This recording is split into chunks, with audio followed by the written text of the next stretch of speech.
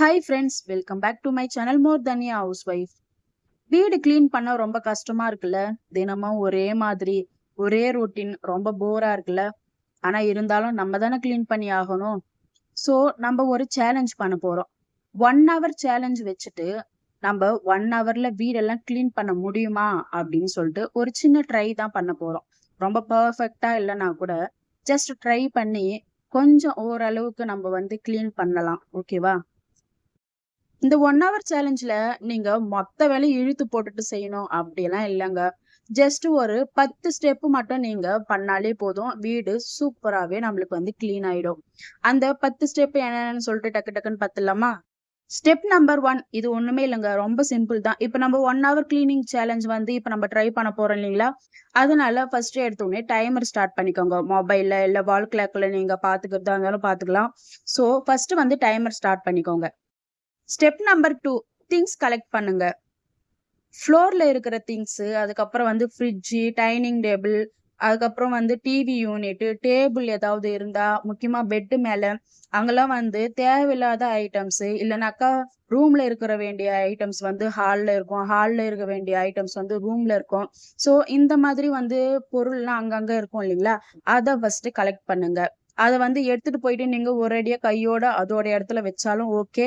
அப்படி இல்லைனாக்கா நீங்க ஒரு பேஸ்கட்டோ இல்ல ஒரு பேக்கோ எடுத்து வச்சுட்டு மொத்தமா அதுல போட்டுக்கோங்க. மொத்தமா அதுல போட்டா கூட நம்ம அதுக்கப்புறம் ஸ்லோவா கூட எடுத்து வச்சுக்கலாம். ஓகே. இப்படி பண்ணும் பொழுது நமக்கு வந்து மெஸ்ஸியா இருக்கிற வீடு ஓரளவுக்கு கிளீன் ஆன மாதிரி ஒரு லுக் கிடைக்குங்க. Step number 3 bed arrange. பெட்ரூம்னு சொல்லும் பொழுது நமக்கு அங்க மெஸ்ஸியா இருக்கிற இடமே என்ன தெரியுமா? பெட்டு தாங்க. பெட்டு மேல இருக்கிற பெட்ஷீட்டு, அதுக்கப்புறம் பில்லோ அதெல்லாம் வந்து கரெக்ட் பண்ணி பாருங்க. எல்லாம் மடிச்சு வச்சுட்டு நம்மளுக்கு அந்த ரூமே வந்து ஒரு கிளீனான ஒரு லுக் கிடைக்குங்க. அதே போல கீழ பாய் விரிச்சு படுக்கிறீங்கன்னு சொன்னா, அதையும் வந்து கொஞ்ச நேரம் டைம் எடுத்து கையோட கிளீன் பண்ணி பாருங்களேன். அதுக்கப்புறம் வந்து நமக்கு பாதி வேலை குறைஞ்ச மாதிரி இருக்கும். ஸோ பெட்ரூம்னு சொல்லும் பொழுது, பாய் தலகாணி எடுத்து வைக்கிறது, அதுக்கப்புறம் பெட்டுன்னு சொல்லும் பொழுது, பெட் அரேஞ்ச் பண்ணி வைக்கிறது, இதெல்லாம் பண்ணாலே நம்மளுக்கு பெட்ரூம்ல பாதி வேலை குறைஞ்சிருங்க. Step number 4 hall cleaning. Hall cleaning சொல்லும் பொழுது ஹால்ல வந்து சோஃபா அரேஞ்ச் பண்றது, ஏதாவது டேபிள் இருந்தா டேபிள் அரேஞ்ச் பண்றது, அதுக்கப்புறம் வந்து முக்கியமா வந்து டிவி யூனிட் கிட்ட வந்து நம்ம கிளீன் பண்றது, இதெல்லாம் பண்ணாலே நமக்கு வந்து பாதி வேலை குறைஞ்ச மாதிரி தான். வீடு கிளீனிங் சொல்லும் பொழுது நம்மளுக்கு கீழே மட்டும் பெருக்கிட்டா வீடு கிளீனு அப்படின்னு சொல்லிட்டு நிறைய பேர் நினைச்சிட்டு இருப்போம். ஆனா வந்து முக்கியமா அது இல்லைங்க. மேலெல்லாம் வந்து ஃபர்ஸ்ட் பாருங்க. எங்கெல்லாம் கிளீன் பண்ண வேண்டியது இருக்குன்னு சொல்லிட்டு ஃபர்ஸ்ட் மேலெல்லாம் கிளீன் பண்ணிட்டு, அதுக்கப்புறம் தான் நம்ம வந்து ஃப்ளோருக்கே போணும். சரிங்களா? அதனால சோஃபா மேல வந்து ஏதாவது தூசி இருக்குன்னா, சோஃபாலாம் வந்து நல்லா தட்டி விட்டு திரும்பவும் ரீஅரேஞ்ச் பண்ணுங்க. டேபிள் மேல ஏதாவது கிளாத் எல்லாம் போட்டு வச்சிருக்கீங்கன்னு சொன்னா, அதை எடுத்து உதறி போட்டு, அதை திரும்ப வந்து அழகா அரேஞ்ச் பண்ணி வைங்க. டிவி யூனிட் கிட்ட முக்கியமா வந்து கிளீன் பண்ணிக்கோங்க. இதெல்லாம் பண்ணாலே ஒரு நீட் லுக் கிடைக்குங்க நமக்கு. சும்மா தூசியா இருக்கு அங்கங்க அப்படின்னு சொல்லிட்டு இல்லாம நல்லா கிளீனாவே இருக்கும். நமக்கு டீப் கிளீனிங் பண்ணணும்னு அவசியம் இல்ல. ஜஸ்ட் இத மட்டும் நீங்க தினமும் பண்ணாலே போதும். நல்ல கிளீனான ஒரு லுக் கிடைக்கும் நம்ம வீட்டுக்கு. Step number 5 floor cleaning. Floor cleaning சொல்லும் பொழுது நமக்கு வந்து ஃபர்ஸ்ட் பெருக்குறது தாங்க இம்பார்ட்டன்ட். பெருக்கும் பொழுது மூளை முடுக்கு அந்த மாதிரி எதுலயும் வந்து கொஞ்சம் நெஞ்சு கூட தூசு வைக்காம நல்லா கிளீனா வந்து பெருக்கிக்கோங்க. முக்கியமா கை கெட்டுற அளவுக்கு தான் நமக்கு வந்து மேல ஒட்டடெல்லாம் இருக்கும். அதெல்லாம் வந்து அப்படியே கையோட வந்து கிளீன் பண்ணிக்கோங்க. இதெல்லாம் வேற எப்பயாவது பாத்துக்கலாம் அப்படின்னு சொல்லிட்டு இல்லாம, கை கெட்டுற அளவுக்கு உங்களுக்கு வந்து தூசி இருக்கா? அத வந்து அப்படியே தட்டிக்கோங்க. தட்டி அப்படியே பெருக்குங்க. அதுக்கப்புறம் விண்டோ மேல தட்டி பெருக்கிக்கோங்க. விண்டோஸ்லாம் இருந்தாக்கா அங்கெல்லாம் கண்டிப்பா டஸ்ட் இருக்கும் இல்லைங்களா? ஸோ அங்கெல்லாம் கொஞ்சம் அப்படி இப்படி கொஞ்சம் தட்டி பெருக்கி பழகிக்கோங்க. அதுக்கப்புறம் டோர் மேல வந்து டோர் கிட்டயும் அதே மாதிரி தான் இருக்கும். சில தூசெல்லாம் வந்து இருக்கும். ஸோ அதையும் தட்டி அப்படியே வந்து நீங்க பெருக்கும் பொழுது, நமக்கு எப்பவுமே வீடு வந்து நல்லா ஃப்ரெஷ்ஷாவே இருக்குங்க. எந்த ஒரு தூசுமே பார்க்க முடியாம, டஸ்ட் இல்லாம, நல்லா கிளீனா இருக்கிற மாதிரி இருக்கும். இது நீங்க டீப் கிளீனிங் பண்ணும்பொழுது பார்க்கலாம் அப்படின்னு சொன்னீங்கன்னா, அது நமக்கு வேலை இன்னுமே தான் இழுக்கும். ஸோ தினமும் நீங்க இந்த மாதிரி கிளீன் பண்ணும்போது, இதெல்லாம் பண்ணி கொஞ்சம் அ எல்லாம் வந்து கிளீன் பண்ணீங்கன்னு வச்சுக்கோங்க, ரொம்ப சூப்பராவே இருக்கும் வீடு பார்க்க. அதனால டெய்லியும் நம்ம கிளீன் பண்ணும்பொழுது, சும்மா டஸ்ட் வந்து நம்ம தட்டி விட்டு பெருக்குறதுனால, நமக்கு வந்து டஸ்ட் அலர்ஜிலாம் இல்லாம நல்ல ஒரு ஃப்ரெஷ் ஃபீல் கிடைக்குங்க. சரிங்களா? அதனால இதையும் வந்து கூடவே சேர்த்து செஞ்சுக்கோங்க. Step number 6 kitchen reset. Kitchen ரீசெட்ன்னு சொல்லும்பொழுது முக்கியமா நமக்கு வர ஒரே ஒரு ஞாபகம் என்ன தெரியுமா? ஷிங்க்ல பாத்திரம் இல்லாம இருக்கணுங்க. நீங்க என்னதான் கிச்சன் ஓடி ஆடி கிளீன் பண்ணாலும், ஷிங்க்ல பாத்திரம் இருந்துச்சுன்னு வச்சுக்கோங்களேன், கண்டிப்பா கிச்சன் கிளீனான ஒரு லுக்கே நமக்கு கிடைக்கவே கிடைக்காது. கிளீன் பண்ணதுக்கான ஒரு அர்த்தமே இருக்காது நமக்கு. அதே நீங்க மொத்த இடம்லாம் கிளீன் பண்ணாம, ஷிங்க்ல இருக்கிற பாத்திரம் மட்டும் வாஷ் பண்ணி பாருங்களேன். மொத்த இடம்லாம் டக்கு டக்கு டக்குன்னு நம்ம அரேஞ்ச் பண்ணிடுவோம். சோ டக்குன்னு வேலை முடிஞ்சிடும் நமக்கு. கிச்சன் அவ்ளோ கிளீனா இருக்கும். சரிங்களா? அதனால கொஞ்சம் கூட நீங்க சோம்பேறி படாம ஃபர்ஸ்ட் செய்ய வேண்டிய வேலை என்ன தெரியுமா? ஷிங்க்ல பாத்திரம் இல்லாம பாத்துக்கணும். அதுக்கப்புறம் கவுண்டர் டாப் கிளீனிங். அதுவும் ரொம்ப இம்பார்ட்டன்ட் தான் சொல்லுவேன். ஏன்னா நம்ம ஷிங்கே கிளீன் பண்ணிட்டோம். இன்னும் கவுண்டர் டாப் அப்புறம் கேஸ் ஸ்டவ் எல்லாம் கிளீன் பண்றதுக்கு நமக்கு எவ்வளவு நேரம் ஆயிட போகுது? ஜஸ்ட் ஒரு 2 மினிட்ஸ் தான் ஆகும் இல்லைங்களா? சோ அதையும் நீங்க கையோட பண்ணிக்கிட்டீங்கன்னா, நீங்க நைட்ல இந்த பல்லி, கரப்பான்பூச்சிக்கெல்லாம் விருந்து வைக்காம இருக்கலாம். நீங்க அப்படியே விட்டுட்டு வந்தீங்கன்னு வச்சுக்கோங்க, நீங்க போயிட்டு பாருங்களேன், பல்லி, கரப்பான்பூச்சி அதெல்லாம் வருதா இல்லையான்னு மட்டும் பாருங்க. சோ இதையும் நீங்க கையோட கொஞ்சம் எல்லாம் நீட்டா அரேஞ்ச் பண்ணி வச்சுக்கிட்டா, கிச்சனு ரொம்ப சூப்பராவே இருக்குங்க. Step number 4 bathroom quick cleaning. Bathroom quick கிளீனிங்லாம் இல்ல. பாத்ரூம் டீப் கிளீனிங் தான் தெரியும் அப்படின்னு சொல்லிட்டு தோணுதுல்ல. ஆனா பாத்ரூம் குயிக்கா கிளீன் பண்ண முடியுமா? கண்டிப்பா முடியுமே. ஏன் முடியாம? ஜஸ்ட் நீங்க குளிக்கிறதுக்கு முன்னாடி போயிட்டு பாத்ரூம் கிளீன் பண்றதுக்கு கத்துக்கோங்க. உங்களுக்கு வேலை இருக்கும்பொழுதே அப்பவே நீங்க குளிக்க போறீங்க அப்படின்னு சொன்னா மட்டும் நீங்க பாத்ரூம் குயிக்கா கிளீன் பண்ணிட்டு குளிச்சுட்டு வெளிய வாங்க. அப்படி இல்ல நான் வேலைலாம் இருக்கு அதுக்கப்புறமா தான் குளிக்க போறேன் அப்படின்னு சொன்னீங்கன்னா, கண்டிப்பா அப்போதைக்கு கிளீன் பண்ணாதீங்க.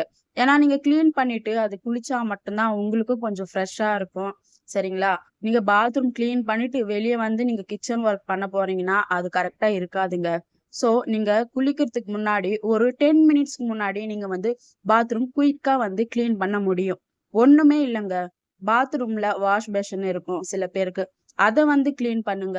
அதுக்கப்புறம் சோப் எல்லாம் எடுத்த இடத்துல வைக்காம இருப்பாங்க.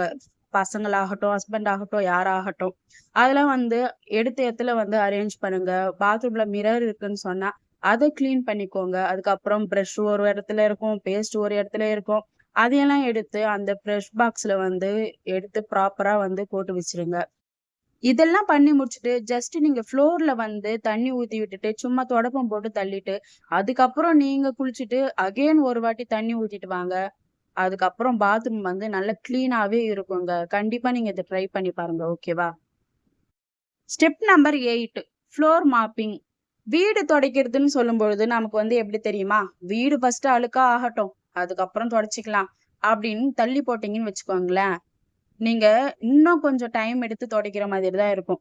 அதே வீடு அழுக்காகறதுக்கு முன்னாடி இப்பவே கொஞ்சம் துடைச்சிக்கலாம் கையோட அப்படின்னு துடைச்சு பாருங்களேன், டைம் ரொம்ப கம்மியா தாங்க எடுக்கும். ஏன்னா நமக்கு வீடு அழுக்காயிட்ட பிறகு துடைக்கும் பொழுது அழுத்தி அழுத்தி துடைக்கிற மாதிரி இருக்கும். ரொம்ப ஸ்ட்ரெயின் பண்ணி துடைக்கிற மாதிரி இருக்கும் நம்ம இல்லைங்களா?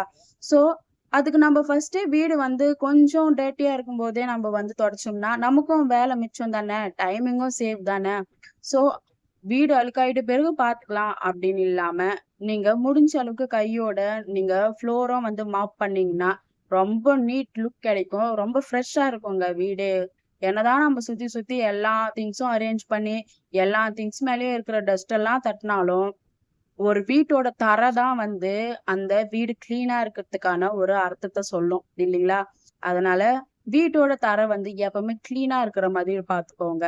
சோ மாப் பண்றதும் ரொம்ப முக்கியம். Step number 9 final touch room spray. இவ்ளோ ஒர்க்கும் ஓடி ஆடி பண்ணிட்டு லாஸ்டா அந்த ஒரு சூப்பரான ஒரு ஸ்மெல் இல்லைன்னா எப்படி ஃபைனல் டச்சா? சோ ரூம் ஸ்ப்ரே உங்களுக்கு ஓகே ஒத்துக்கும் அப்படின்னு சொன்னாக்கா ரூம் ஸ்ப்ரே ஸ்ப்ரே பண்ணிக்கோங்க. அதையும் கொஞ்சம் மைல்டா இருக்கிற மாதிரி பாத்துக்கோங்க. ஓகேங்களா? அப்படி இல்லைன்னா இருக்கவே இருக்கு நமக்கு ஊதுபத்தி, அதுக்கப்புறம் சாம்பிராணி, இந்த மாதிரி நிறைய ஐட்டம்ஸ் இருக்கு இல்லைங்களா? அத ஏத்தி வைங்க. அதை ஏத்தும் பொழுதே நமக்கு நல்ல ஒரு பாசிட்டிவ் எனர்ஜியா இருக்கும். பிளஸ் நல்ல ஒரு ஃப்ரெஷ் ஃபீலும் கிடைக்கும். நல்ல ஒரு ஸ்மெல்லாவும் இருக்கும் இல்லைங்களா வீடு? அதனால எல்லா ஒர்க்கும் முடிச்சுட்டு இந்த ஒரு ஃபைனல் டச்ச நீங்க செய்ய மறக்கவே மறக்காதீங்க. Step number 10 before after look. இப்ப சுத்தி பாருங்க வீட்ட. இது எல்லாமே பண்ணி முடிச்சிட்ட பிறகு, இதுக்கு முன்ன வீடு எப்படி இருந்துச்சு? எல்லாம் செஞ்சு முடிச்சிட்ட பிறகு வீடு எப்படி இருக்கு? அப்படின்னு சொல்லிட்டு ஒரு ரவுண்ட் நீங்க வந்து உங்க வீட்ட பாருங்களேன். அவ்ளோ சூப்பரா இருக்கும். அவ்ளோ நீட்டா இருக்கும். ஆனா நம்ம பண்ண வேலை கொஞ்சம் தான் இல்லைங்களா? ஸோ இந்த மாதிரி நாம வந்து ஸ்டெப் பை ஸ்டெப்பா நம்ம வந்து செய்யும் பொழுது, ரொம்ப ஈஸியாவே இருக்கும். டைமர் கூட நான் வந்து ஜஸ்ட் ஒரு ட்ரைக்காக தான் சொன்னேன். ஸோ நீங்க ஐயோ! 1 ஹவர்க்குள்ள நம்மளால முடிக்க முடியலையே அப்டின்லாம் ஃபீல் பண்ணவே பண்ணாதீங்க. ஆக மொத்தம் நம்ம வந்து வேல முடிச்சோம்ல, அவ்வளதான் விடுங்க. சரிங்களா?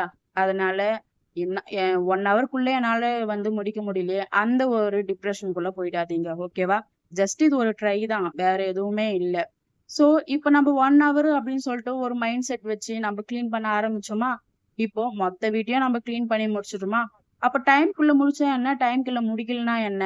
ஆக மொத்தம் நம்மளால முடியுது. அதுதானே? அதனால ஜஸ்ட் இது வந்து ஒரு சேலஞ்சா, ஒரு ட்ரையா பண்ணுங்க. அதனால இதுலயே மூழ்கி, ஐயோ! நம்மனால பண்ண முடியலையே அப்படின்னு சொல்லிட்டு, அத ஒரு ஃபீல் பண்ணிக்காதீங்க. ஓகேவா? Okay friends. கண்டிப்பா இந்த வீடியோ வந்து உங்களுக்கு புடிச்சிருக்கும்னு நெனைக்கிறேன். புடிச்சிருந்தா லைக் அண்ட் கமெண்ட் பண்ணி, ஷேர் பண்ணி, சப்ஸ்கிரைப் பண்ணி, தொடர்ந்து வீடியோக்கு சப்போர்ட் பண்ணுங்க. இன்னும் சூப்பரான வீடியோஸ்லாம் வந்துட்டே இருக்கு. நெக்ஸ்ட் வீடியோல பார்க்கலாம். பாய்.